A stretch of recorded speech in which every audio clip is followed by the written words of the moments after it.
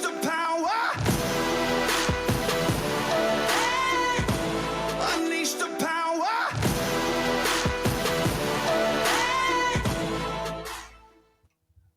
Hey everybody, and welcome to the Ruckus Room. I'm here today with a special guest that I'm super excited about, Miss Melissa L. Watkins. She's a spiritual medium, and I've known her for several years, and she is a wonderful lady, and I'm so happy we have you remote today from New York. How are you doing today? I'm good. I'm so happy to be here, Chrissy. It's so exciting to see you face to face. Most of our conversations are over the phone. So this is I know, this is a whole different vibe, isn't it? yeah, seriously. So I wanted people who don't know what mediums do, or spiritual advisors, I would like you just to explain a little bit about what you do. What I do is I connect to the other side. So the other side of the veil. And it's much thinner than many understand. And I think that in this day and age, many more understand, I think, better than maybe in past. But what I do is I connect to your crossed over loved ones. I connect to your own spirit guides. I connect to the angels. Basically, at this point, whoever wants to come through that's of the higher dimensions. So making sure that I'm always in a protected field, making sure that whoever we're working with is going to have your highest and greatest good in mind, but really bringing through the messages that people need. You know, we are kind of fumbling around in our human experience, and it's, you know, we're always looking for that answer. And crossed over loved ones, your spirit guides, they have, you know, the direction. We have free will choice, so they're not going to give us answers, but they'll give us direction. And then we can make the most informed choice for our own lives. And so that's the really the crux of what I do that I love the most, is just helping people to understand that you're not alone, that you're never alone, that you have everything you need within you. And that is where your team of guides, angels, ascended masters, and crossed over loved ones is residing, right inside of your heart. I have We to just just have to learn ask how to this real tap in. quick before you go into everything and how you even found out you had this gift. Do you ever do readings and get a loved one and they're like, "Oh, I don't want to talk to that person"? No, Oh my gosh. seriously. What do they like? How do you like shush them away? Like if they're like haunting you or this person, like how do you get the bad juju away? You're like, no, just stop. No, seriously. So one of the first readings I did, it was really interesting because I didn't really, I guess I never expected someone to come through or someone to sit in front of me and be like, I don't want to talk to this person, right? So that's what happened. Like this lady comes in and she's like, I don't want to talk to my mother. And I'm like, well, damn, she's here. Oh my gosh. So like in that case, what do your like spirit go away, or like is there just a way for you to tune it out? Well, that's really what it is. They are very respectful. So when you have a spirit guide come through or a crossed over loved one that you really don't want to hear from, which I get, you know, we have, you know, these traumatic relationships with my ex's people. mother always comes through. I don't understand it. She follows me, and I've told several times I don't want to hear from her, but she follows me. She's with me all the time. So I'm sure this happens. It does. And so that's what I do. I just ask them to step back and very respectfully, please step back. And some of them will leave. And then some of them will literally like stand in the corner kind of waiting for maybe there'll be a moment that will open up and they can get a word in. Has there ever been an unruly spirit that you've ever had to deal with? So, funny situation. So I'm at a reading for a group of people, right? But they want to do it one-on-one. And so these people keep coming in every like 20, 30 minutes. I do a reading and the next person comes in. Well, every single reading, this certain spirit showed up. So I would go through the evidence, right? Because I'm an evidential medium. So I do the evidence-based mediumship. So I'm describing this person every single time. Nobody that whole night knew who this guy was.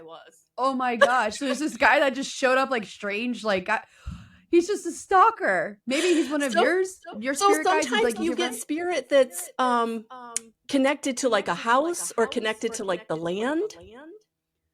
Alan, like, would that freak you out? I'd go crazy. Like, can you just imagine like people like creeping around you and you didn't even know about it? Well, I wanted to ask you. So you talked a little bit about the first time somebody came in. How did you, or when did you know that you actually had this gift, and how did that come about? So I always kind of knew that I knew things. And as a young person, people would say, you're acting like a know-it-all. Well, I kind of knew, I just didn't know how I knew, right? So it was spirit Yeah. basically telling me. But so I started going to a medium myself because again, I'm looking for answers for my own life, right? And so I start going to this woman and she's like, look, you need to start coming to my mediumship class. I do these meditations and I really think you should start coming. And I was like, no, no, not me. So don't I flip and go? And the first meditation she does is a guided meditation. And all of a sudden, standing in front of me, just like he's standing in front of, Alan's sitting in front of you, this person is standing in front of me. And it looks like a picture of Jesus that you have hanging on your wall. And I am freaking out inside because I was raised Roman Catholic. Like Jesus, I'm nobody. So why would Jesus be showing up to me, right? So this was kind of like my introduction to, okay, spirit is real and these people do come in to help you. And I had to kind of disassociate like the Catholic religion from these ascended masters. So yes, Jesus incarnated and he's part of the Christian faith, but he's also an ascended master teacher. And because teaching is in my background and I've got this kind of teacher vibe, he has been working with me ever since that first meditation. But it was through that class and developing these guided meditations where I was starting to get into connection with spirit that all of a sudden we were doing practice sessions with calling in crossed over loved ones. And I did this medium reading. And I literally could see this woman. I described everything. And the person that I was reading for, like when I came out of the trance, kind of like it's almost like I look like I'm staring off into space, like I'm daydreaming. And I came out of that and I looked at her and she just had this look on her face like, holy shit. And I was like, oh, okay, I think something happened. Well, that I wanted to ask you. So when you are communicating with these spirits, like, do you hear them, feel them, see them? Like, do they come all different ways? Like, how do they communicate with you? So for me, I've always been very clairsentient. So I am an empath. So I feel. So sometimes, like if I'm doing the evidence piece and like I'll feel a tightness in my chest, I'll know that something happened to their chest or their heart. So I get the physical feelings. But on a day-to-day basis, it's more the clairaudience where I hear them, and it's also like the claircognizance. Like I just know things. Like all of a sudden, that answer drops into my experience, and I'm like, oh, okay. And you get to a point when you've done this work long enough where you differentiate like your own egoic mind to this information that's coming from the outside. Well, you just answered my question because I was like, how do you separate your everything from you from actual the spirit realm who's there for a reading or somebody that you work with? Yeah, it's discernment. You learn discernment. And to be honest with you, Cool. sometimes what you receive correlates so much to your own life. Like you have to learn how to trust just putting it out there and seeing where it lands. So that makes sense. How do you actually prepare? Like when somebody says, I want a reading, how do you mentally prepare for the reading? Or is there certain things that you do to get ready to have your mind cleared for a reading? I do. So I try to have like a quieter day or a quieter morning. I try to eat lightly. But mostly it's just once that person books a session with me and I have their name, it's almost like their spirit team kind of knows, okay, we're going to be doing this. And I'll actually start to get into connection with them before I sit in front of the person. And if it's somebody who I've worked with more than once, I actually start developing a relationship with their spirit team. And then that information starts getting deeper and deeper. So you actually have to watch what you eat? Like that affects how you get a reading? Oh, yeah. So I have to, yes. So like if I try to eat like a cheeseburger, how does that affect your reading? Yeah. If my body is doing all kinds of like getting rid of food and stuff like that, like it's not that I can't get into connection, it just takes more of my own energy to get into connection. Whereas if I'm lighter and less is going on physically for me then or emotionally for me, then it's easier for me to connect. Oh, okay. So is there any time that you've gotten a reading where something came through and you're like, I can't tell this person this? Yeah. Yeah.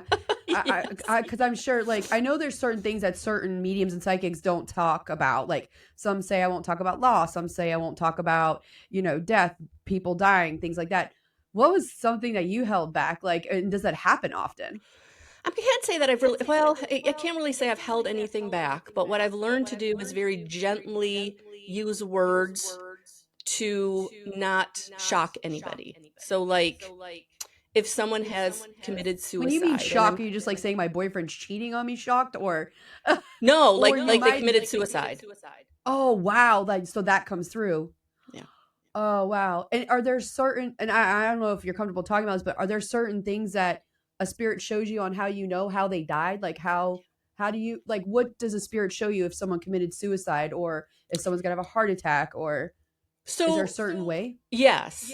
So there was one instance where I actually saw the person, they had self-terminated, which is how I say it, self-terminated. So again, it takes them a minute to process those words. So it takes the jarringness out of it.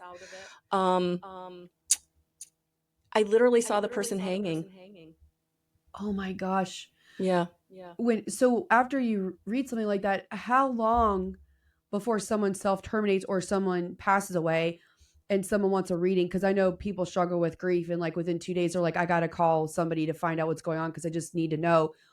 How long does it actually take that person to transition before you can actually get a reading off of their spirit? Like, how long does it take them to cross over? And I'm sure everyone's different, but Well, like, that's a really good question, because if we do it too soon, I'm not gonna, sometimes I can't connect to them. They won't come through. And then sometimes it comes through, but it's not very satisfying. They don't give anything. So I say 8 to 12 months after someone has passed.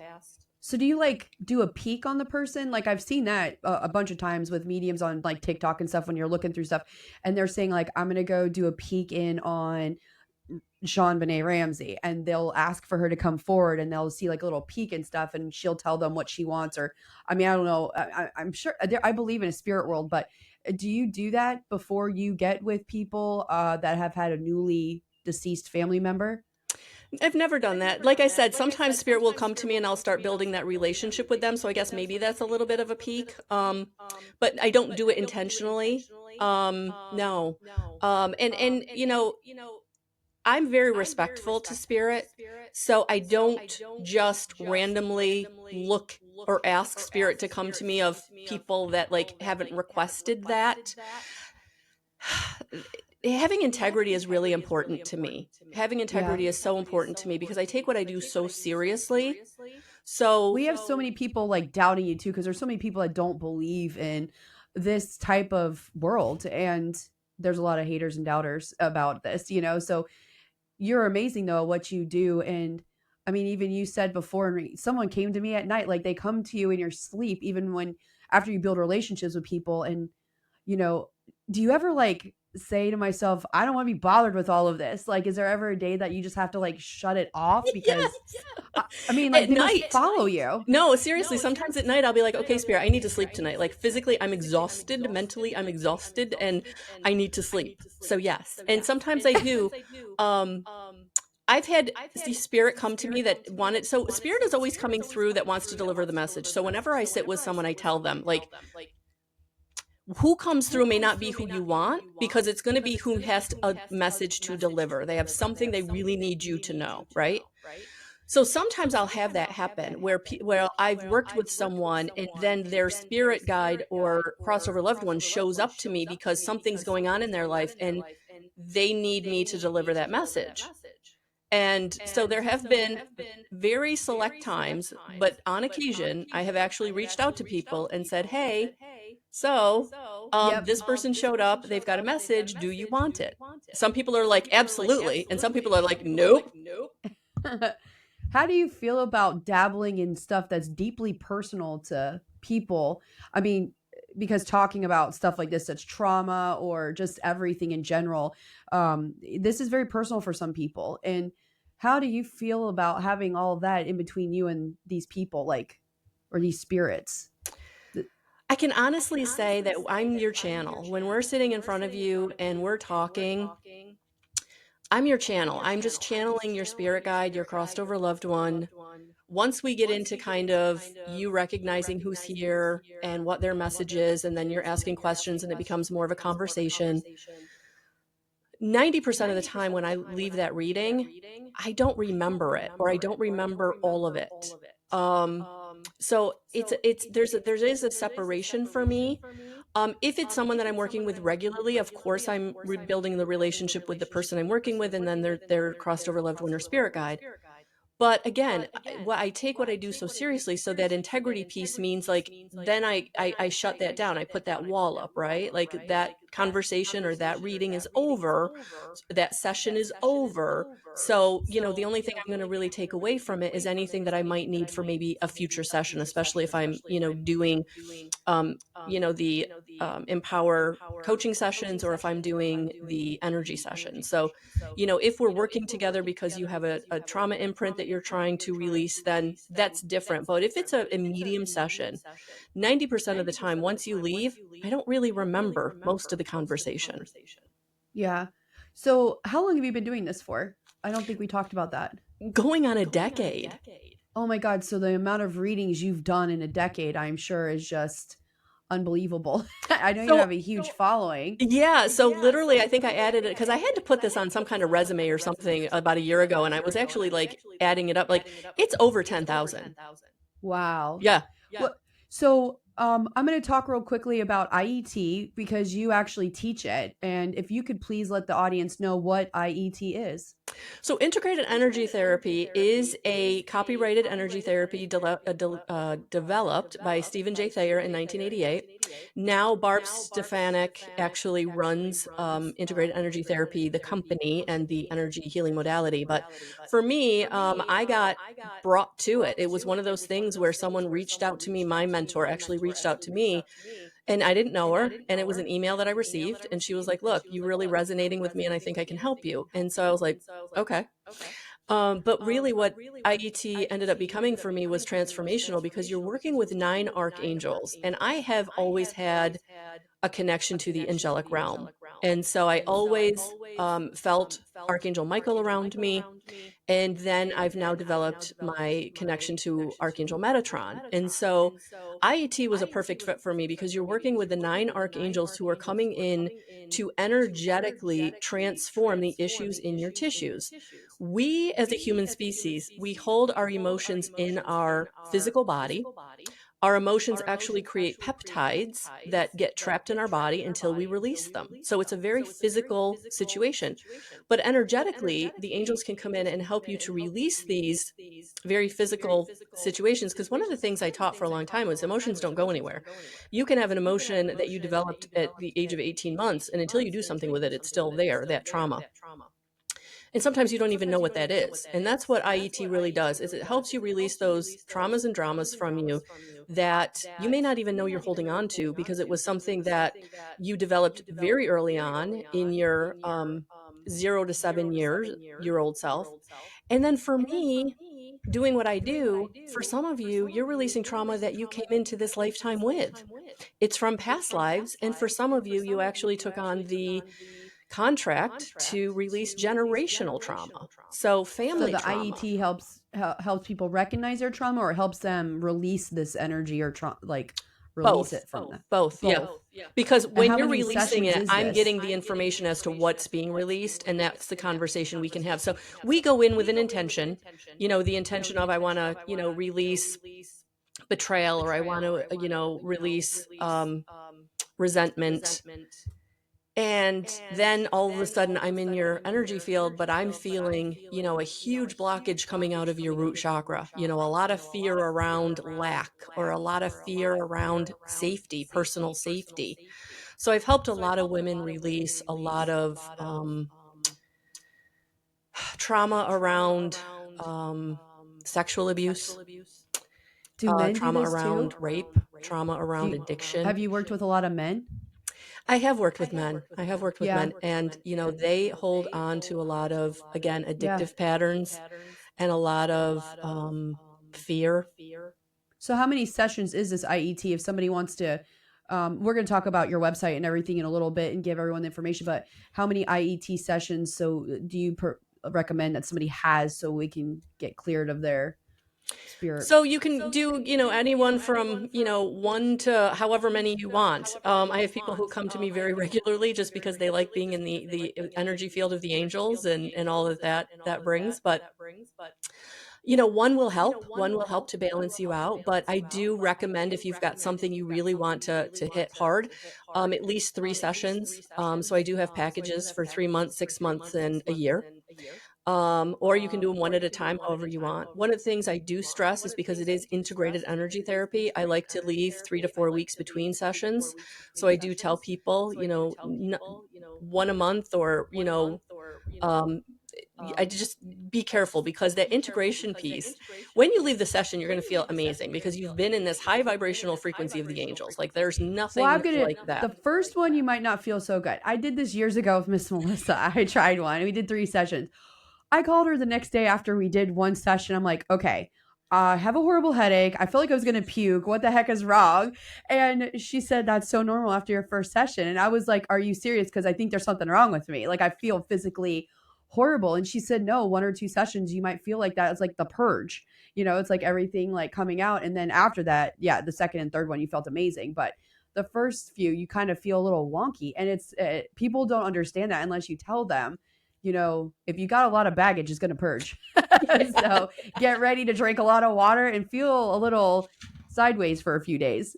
No, seriously. I mean, I've had people, Unless cry I'm the on only the bed. one that was abnormal, which could be happening too. I had somebody actually call me because we did a virtual session, and they called me and they're like, I vomited the whole session. I'm like, oh my gosh, you okay?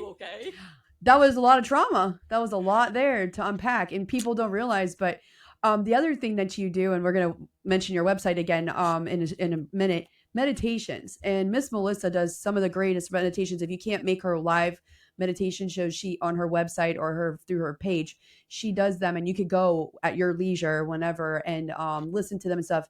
Mary Magdalene's come through, Metatron, Jesus sometimes. Like, it's really cool, some of these sessions that she's done. And tell the audience, last year you went and visited where Jesus was buried, right?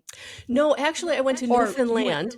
Okay. And I actually went so yes, right here. I went and saw the Veiled Virgin. Yeah, and see? she is, I can't really tell you much about her off the cuff, but it was such a phenomenal experience. I definitely felt Mother Mary. I definitely felt Mary Magdalene. I actually had a healing in that, just being in her presence. It was phenomenal. These ascended masters, they're here with us, walking among us, helping us. And all we have to do is tune in. And so what I will say about my meditations is they're completely channeled. Again, they're coming through me, and Spirit is bringing through what you need. So whoever's on the call, whoever is watching it, when I'm channeling it, I never know where it's going to take us, who's going to come through, but it's always what people need, because I'm tuning into the field and this energy field that is all around us, and we all are a part of. And so those that are connected to me, and that's why I ask people, if you go to my YouTube channel, subscribe. If you go to my Facebook business page, like it, because you're adding your energy to my collective, who resonates with me. And what I put out is then going to resonate with you, because it's going to come through me for you. So one more question before we get to all your website and everything. When you do a collective reading, how jumbled up is that? Because, I mean, you have a huge audience. Like, I see videos all the time on these. Like, how does Spirit pick certain people? Is like the people that they need the most in that reading that you think? Or is there just someone over on the other side that has to get this message through, then that comes strongly in a collective reading? Like, how does that work? They're going to bring the message that's going to help the most people. So that's why I say, when I'm doing a collective reading, or I'm doing even individual readings, but you're all watching it, whatever resonates with you is for you. Because what they're going to do, so whether I'm in person doing a gallery reading, or whether I'm doing an online group forum, basically Spirit is going to say, okay, who's here? And then what is going to be the most beneficial message for the most people? And that's what's going to come through first. Then it'll get to lesser messages or more specific messages. But the first few messages are always kind of this like overarching, going to hit the most people. Yeah, because it's like so crazy. Like, when you have like bombarded with all these spirits that you just have to get something through, and they're all shouting, and you're like in a press conference room saying, "Yeah, I'll take you," and I'm going to read you right now. Well, you have a gatekeeper. You have a gatekeeper who lets your spirits through, right? So when I'm doing a group reading, it's like my gatekeeper is there, and they're all lined up behind him. So how does somebody know? Say they have something like you, or they can have spirits come to them, or like opened up after IET and like just a different wavelength. And how do you know that, or how do spirits come to other people? Like, what are some signs or symbols or things that people should look at, like how spirit can come to them and then not even know it? Number signs, number patterns. You're seeing 444 everywhere. You're seeing license plate numbers. You're seeing the time. Feathers. You're finding feathers randomly, especially where they're not supposed to be. Coins. My brother, when he passed away in 2010, and I was going through a really horrible situation in like 2015, and I kept finding dimes everywhere, and like on my car seat or on my bath mat in front of my shower, like places I would not expect to find a dime, not a penny, a dime, and they were always dimes. And to this day, if I find a dime randomly, I know it's my brother just saying, "Hey, I'm here." So, cardinals. I had one situation where a lady was, contacted me and was like, "I've got this bird that keeps hitting my window, keeps flying into my window." And I'm like, "Well, Spirit's trying to get a hold of you." It was so funny you said that, because I was at my mom's cabin last month, and these birds just kept flying into the glass. There were some birds, and I'm like, look, I'm reading about it. I'm like, oh my God, is an apocalypse coming? Like, what the hell? This is not a good sign, because they would get stung and just lay there. And I'm like, they're dead. And then they would rise and fly away. And I'm like, I said to my mom, like, okay, either something really bad's going to happen or something really good's going to happen. Because right. I've never seen anything like that. And then you think something with birds, like just like Forrest Gump with the feather, like you said, the feather, it just flies by when you're like at the beach or something, Yeah, you're like, where did that come from? I know. Isn't that crazy? Well, I want everyone to know, Melissa L. Watkins, you are Guidance 311, I believe, on Facebook, correct? Yes, and YouTube. Okay, and what is your TikTok name and Instagram? Do you have? So Guidance 311 for Instagram, and then Melissa Watkins Guidance on TikTok. Okay, and your website that people can join. We'll talk about your membership real quick. They can sign up for a membership and do your classes. You have your integrated. So yeah, I've got a lot of events coming up. Thank you. So melissalwatkins.com is my website, or guidance311.com. It'll take you to the same place. And then, so in June, I'm actually going to be starting 6 weeks in if you want to develop your own intuition. It's called 5D awareness. So channeling, psychic ability, intuition, whatever you want to call it, however you want to tap in, we're going to do a foundational 6-week course that's going to start in June. And then I also have, I'm trying to think, the other events are in person, so that really wouldn't help your No, but you do meditations every month. You do a couple of sessions where you read cards for people. You do a bunch of stuff. Yeah, if you join my YouTube, subscribe to my YouTube. Every Tuesday, I'm doing Tarot Tuesday. You can come and I will pull a card for you if I get to you. If I don't, that's okay, because again, Spirit's going to bring through the most beneficial message for the most people. So there will be something there for you. And sometimes if I have time, I actually do like a group reading, which last night, that's what I ended up doing. So head over to my YouTube channel and you can see daily readings, monthly readings, and then the Tarot Tuesday if you're really needing some specific. And you have an app. I do. You have an app. What's your app? So my app is through Wix. So yeah, it's Guidance 311. If you go to the Wix store, spaces by Wix, and then type in Guidance 311, you'll find me, and then you can add my app to your phone. And that's the easiest way, honestly, to book me. Individual sessions, coaching sessions, IET sessions, readings, and my blog. Definitely my blog is free, and I've been blogging for about 5 years now. There's a lot of stuff on there about empaths, narcissists, empath abuse, and collective, what's going on with 5D consciousness. So lots of really cool information on my blog. Well, the other cool thing is that no one really talks about with your website is everybody who's on it, the members, they talk with each other. And it's so nice to hear sometimes you're not the only one going through stuff. Miss Melissa has a huge following, and some of these ladies I've known for years now. And they're just amazing group of people, and they're just they can help you. Like they'll say, you can vent about your day and they'll talk you through it or help you out. So it's really a community. Like you said earlier, it's not just one person on its own and you have to figure it out, and that's what's great about your website. And I thank you so much for coming on today. I absolutely adore you. And I hope we can do a live show one day and have some people call in and you freak them out. And maybe Alan's, some of his ghosts will come back from his past. You never know. I would love to get Alan's reading right now. There's so much stuff going on. Alan's really quiet, but he's smiling back there.